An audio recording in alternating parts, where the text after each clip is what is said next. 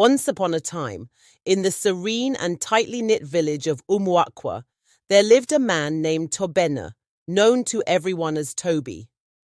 Umuakwa was a beautiful village surrounded by lush green forests and rolling hills, with streams that glimmered under the warm African sun.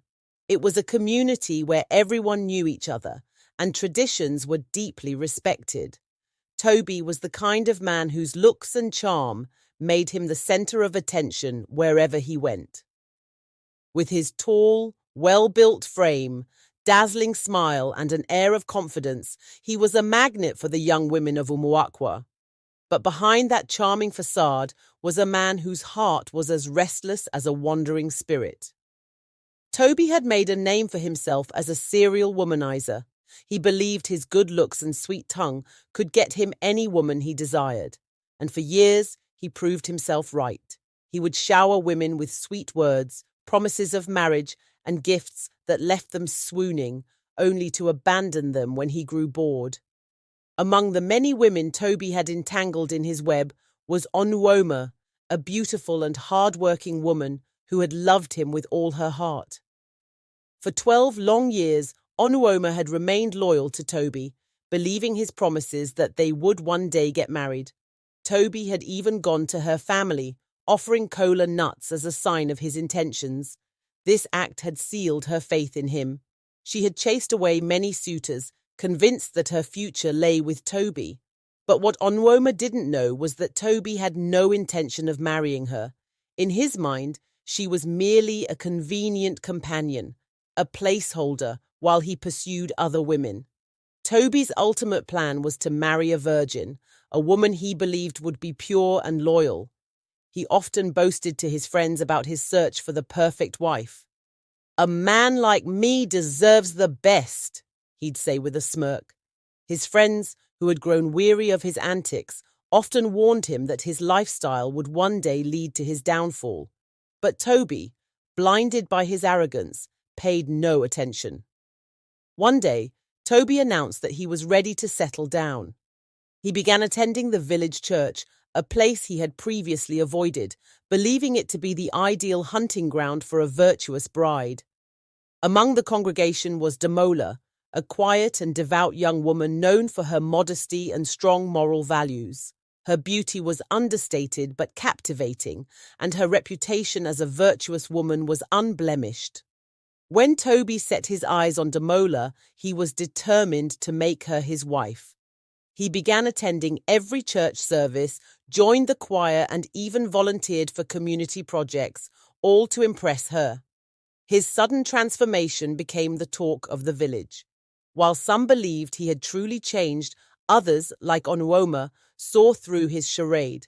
Damola, however, was not easily swayed. She had heard whispers of Toby's reputation and was wary of his intentions. But Toby was persistent. He fasted, prayed, and went to great lengths to convince her that he was a changed man. Slowly, Damola's defenses began to crumble. When he proposed to her in front of the entire church, she accepted, believing he had truly turned over a new leaf. News of Toby's engagement spread like wildfire through Umuakwa.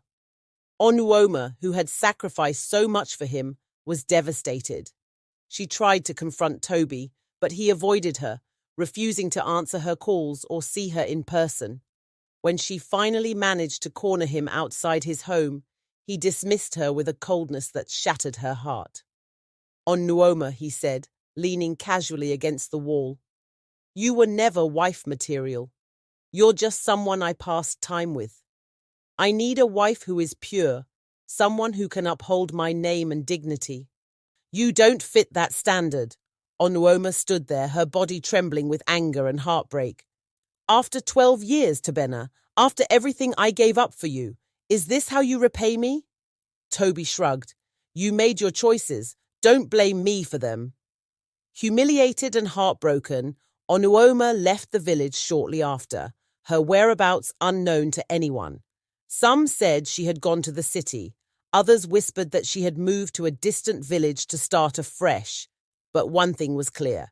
Her departure left a void in the hearts of those who knew her. Toby's wedding day arrived with much fanfare. The ceremony was grand, with guests from neighboring villages attending to celebrate the union of Toby and Damola. But what no one knew was that Toby's past was about to catch up with him. On the night of their wedding, Toby woke up to find Damola lying beside him with her eyes wide open. Startled, he called her name, but she didn't respond. Her eyes stared blankly at the ceiling, unblinking and lifeless. Panic set in, but before he could do anything, she blinked and turned to him with a serene smile. "It happens sometimes," she said softly. "Don't worry about it." Toby tried to brush it off, but the incident left him uneasy. Over the weeks, he noticed other strange things about Damola. She would occasionally say things that seemed to predict the future, or speak in riddles that left him unsettled. Despite his growing unease, Toby resumed his old ways, visiting other women in secret. But something peculiar began to happen. Every time he tried to be with another woman, he would collapse, unconscious, and wake up hours later feeling weak and disoriented. At first, Toby dismissed it as exhaustion. But the episodes became more frequent, and soon he began to fear for his life. Desperate, he sought the help of healers and spiritualists, but no one could explain what was happening to him. It was then that he remembered Onuoma's parting words. "You will never escape the pain you've caused me."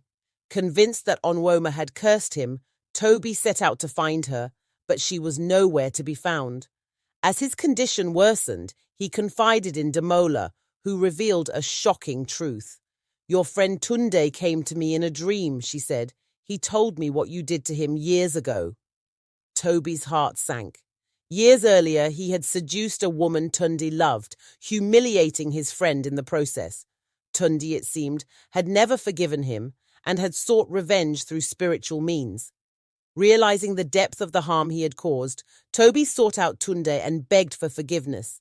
Tunde, after much reflection, decided to release him from the curse. "I forgive you, Tobenna," he said, "but you must change your ways." Toby returned to Damola, humbled and determined to rebuild his life. With her support, he became a better man, dedicating himself to his marriage and the values he had once scorned. The experience taught him a lesson he would never forget, that pride and deceit always lead to destruction, and true happiness can only be found in sincerity and respect for others. And so, the story of Tobenna became a cautionary tale in Umuakwa, a reminder that the consequences of one's actions are never far behind. It was a story told around fires and in gatherings, passed down from generation to generation, ensuring that the lessons learned would never be forgotten.